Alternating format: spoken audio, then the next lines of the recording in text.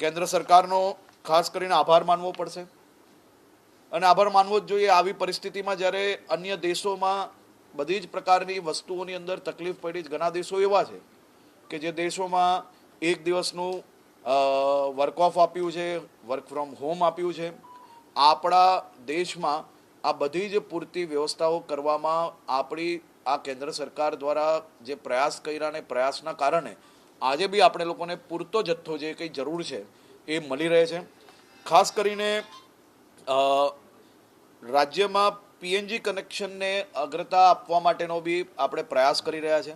અમદાવાદની અંદર જે કોમર્શિયલ કનેક્શનો છે એ કોમર્શિયલ કનેક્શનો બી ટોટલ આવનારા 60 દિવસમાં 11,350 જેટલા કનેક્શનો આપણે જે છે એને પીએનજી કનેક્શન્સમાં લઈ જવા માટેનું આપણે જરૂરથી સફળતા પ્રાપ્ત થશે.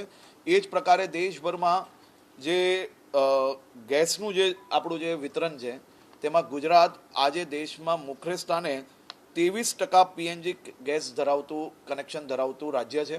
એટલે આપણે મોટા ભાગની જે વ્યવસ્થાઓ છે એ પીએનજીથી સપ્લાય છે અને ખૂબ સારી રીતે સપ્લાય ચાલી રહી છે. હવે આવનારા દિવસોમાં સૌથી પહેલાં હોસ્પિટલ્સ, સ્કૂલ્સ અને બીજી સામાજિક સંસ્થાઓ જ્યાં અતિ આવશ્યકતા ધરાવે છે એવી જગ્યાઓ પર પીએનજી કનેક્શન્સ તાત્કાલિક ધોરણે એને પહેલાં પ્રાથમિકતાના ધોરણે એમને પહેલો મોસ્ટ પ્રાયોરિટીમાં આપણે લોકો એ કનેક્શન્સને આગળ વધારશો. આ ઉપરાંત દેશમાં 12% જેટલા સીએનજી ફિલિંગ સ્ટેશન એ બી ગુજરાતમાં કાર્યરત છે. ત્યાં બી બધી જ વ્યવસ્થાઓ કમ્પ્લીટ છે.